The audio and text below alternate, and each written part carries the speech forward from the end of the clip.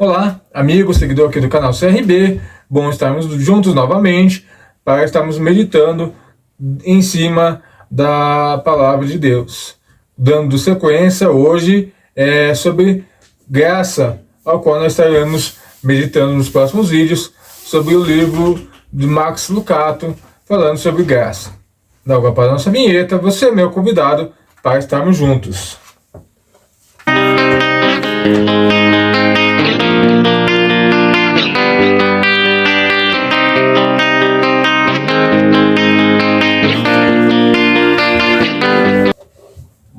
Olá, então amigo, aqui é bom novamente estarmos juntos.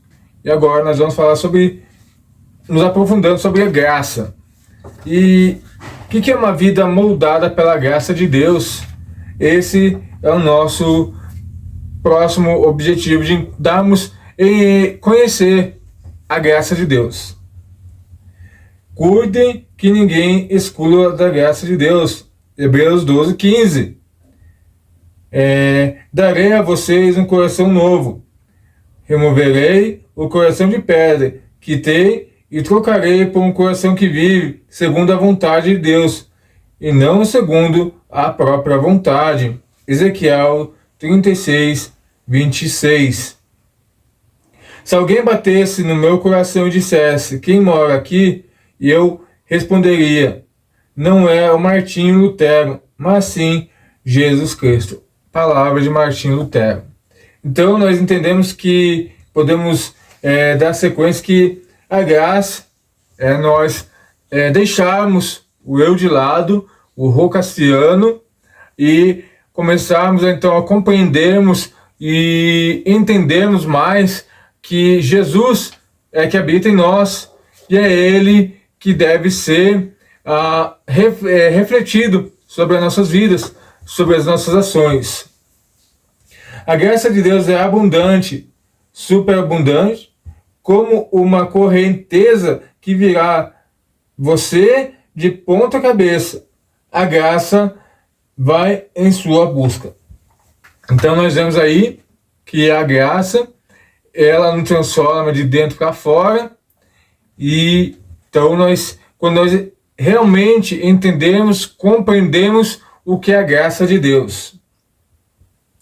Diz assim o autor do livro: há alguns anos fui submetido a um procedimento cardíaco. Meu batimento tinha a regularidade de um operador de telégrafo enviando um código Morse. Rápido, rápido, rápido, lento. Depois de várias tentativas fracassadas de restaurar o ritmo saudável com medicamento, meu médico decidiu que precisava de uma ablação por catéter.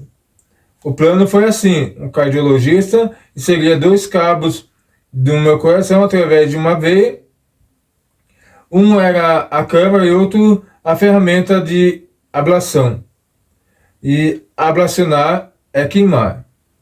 Sim, queimar, cauterizar, chamuscar, se tudo acontecesse conforme previsto, o médico, de acordo com as palavras dele, substituiria a parte em que o comportava o mal do meu coração.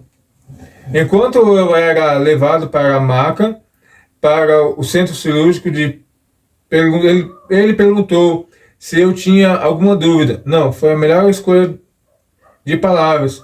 Tentei ser inteligente.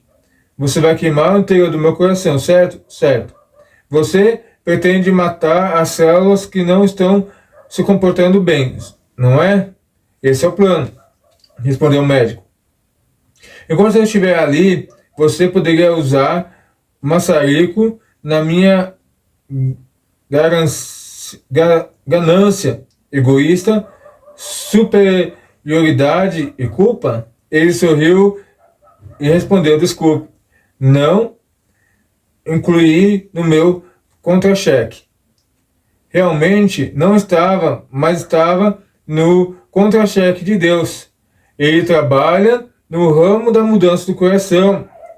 Não seria correto pensar que a mudança ocorra da noite para o dia, mas também não seria correto achar que a mudança nunca ocorrerá.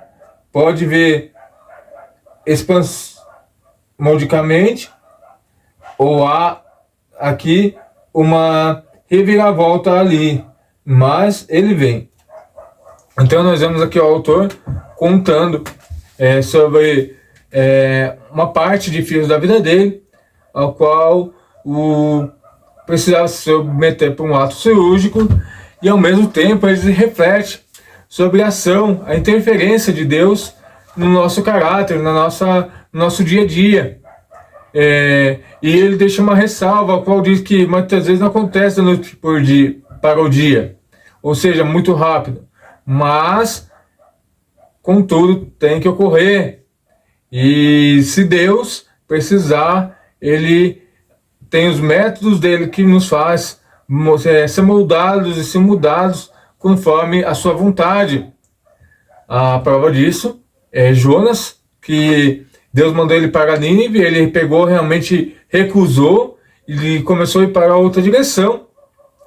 E Deus então envia uma tempestade para aquele barco, até o ponto de que ele é jogado no mar e chega no destino que Deus assim o quis.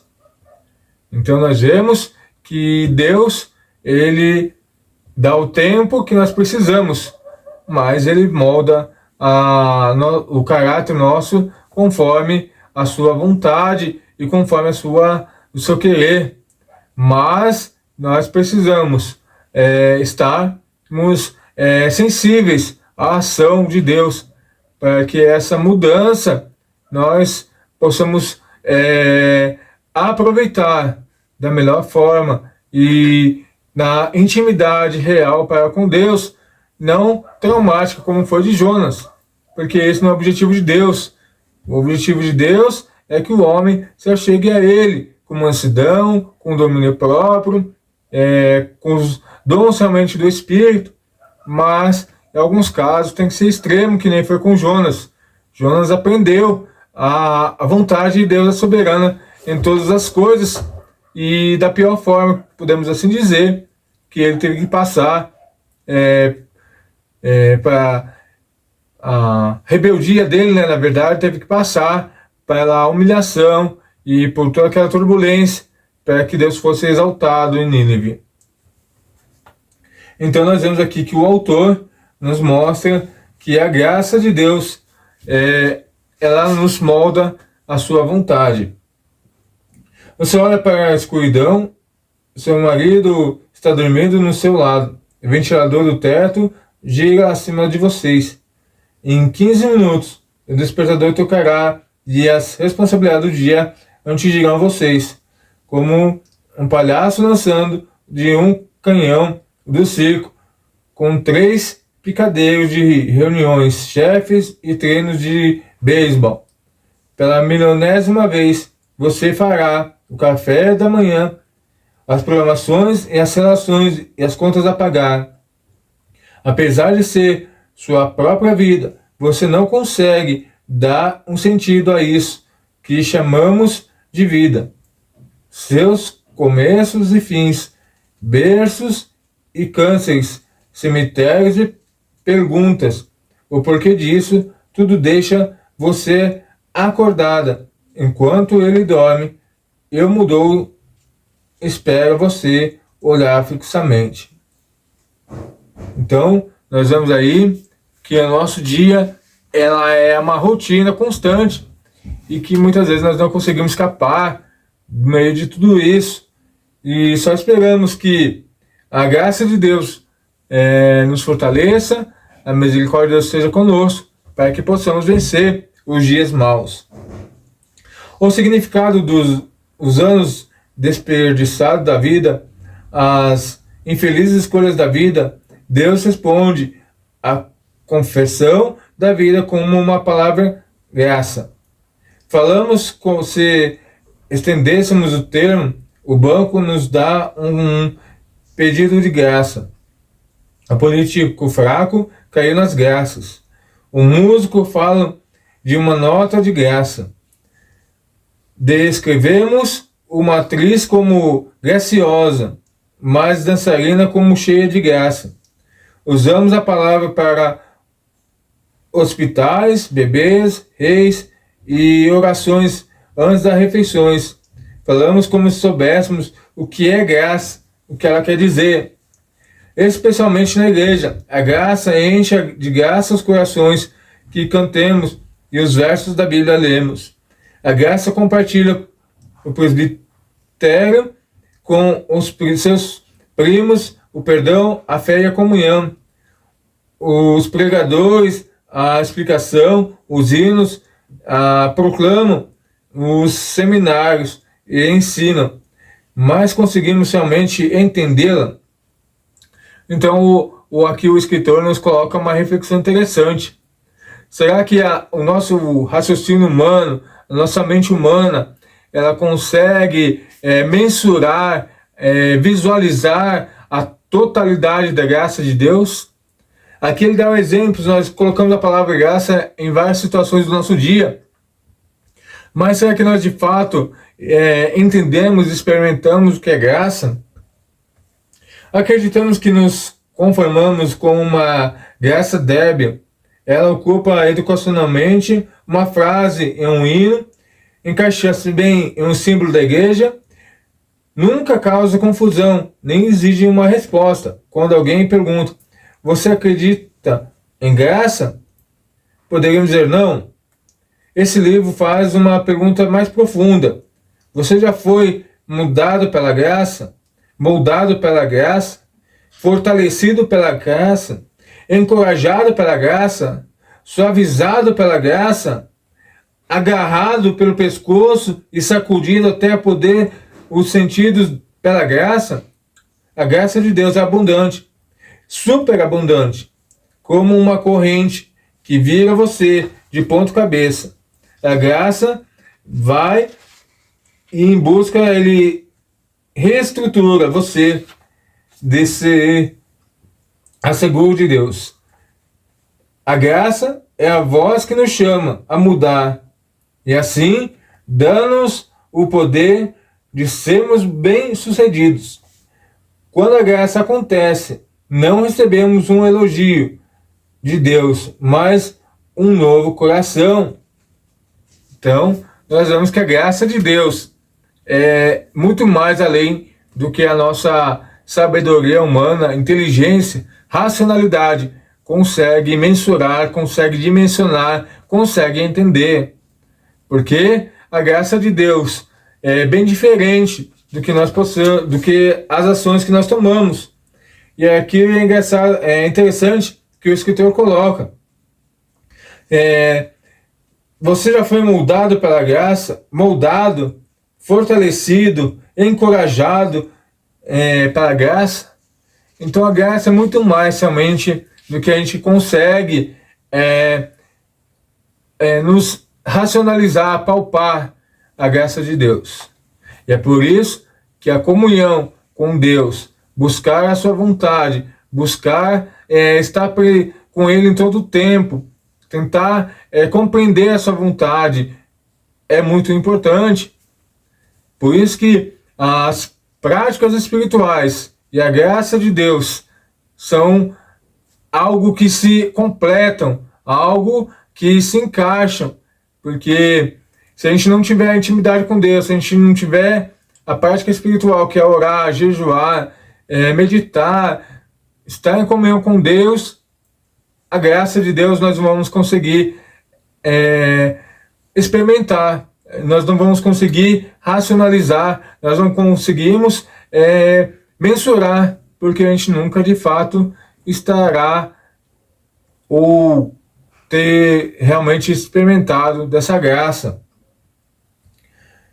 Nenhuma outra religião ou filosofia faz tal afirmação. Nenhum outro movimento implica na presença viva de seu fundador e seus seguidores. Maomé não habita nos muçulmanos. Buda não habita nos budistas. Hugh Hefner não habita nos que buscam prazer hedonistas. Influenciam, instruem, seduzem, sim, mas não ocupam, não. Já os cristãos abraçam essa promessa enigmática. Mistérios, em poucas palavras, é este: Cristo está em vocês. Colossenses 1:27. O cristão é uma pessoa. Em Cristo está acontecendo. O Senhor Jesus Cristo pertencemos a Ele. Aliás, somos cada vez mais Ele. Ele entra e recruta nossas mãos e nossos pés, solicita nossa mente e língua. Sentimos a reestruturação dele. Destroços e divino, água e vinho. Ele redireciona decisões ruins e escolhas sórdidas. Aos poucos vai surgindo uma nova imagem, pois aqueles que de antemão conheceu também os predestinou para serem conformes à imagem de seus filhos, a fim de que ele seja o primogênito entre os irmãos. Romanos 8:29.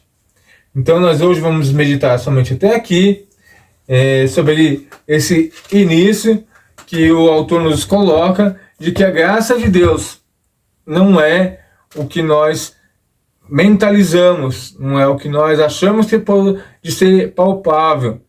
É muito mais abrangente, é muito mais envolvente e é muito mais desafiador.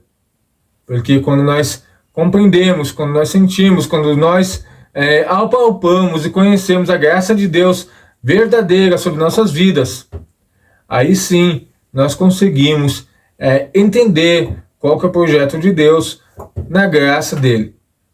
Que Deus possa nos ajudar nessa caminhada de compreendermos sua graça, sua misericórdia, o que fez de fato Jesus ser crucificado. Será que Jesus foi crucificado porque ele desafiou somente o clero religioso da sua época? Ou tem a graça de Deus envolvida sobre todas as ocorrências, circunstâncias que levou Jesus a ser crucificado? Este é o meu desafio, este é o seu desafio, entender o que Deus quer de nós. Por isso, sou meu convidado para darmos sequência no próximo vídeo sobre graça. Se você ainda não é inscrito, se inscreva, ative os sininhos para que quando sair o próximo vídeo sobre graça, você possa estar recebendo notificação. Se você ainda não assistiu o vídeo anterior, meu convidado, clica no canal aí, na playlist, e assista sobre a graça vídeo 1. Que Deus abençoe e até o próximo vídeo nesse canal, em nome de Jesus.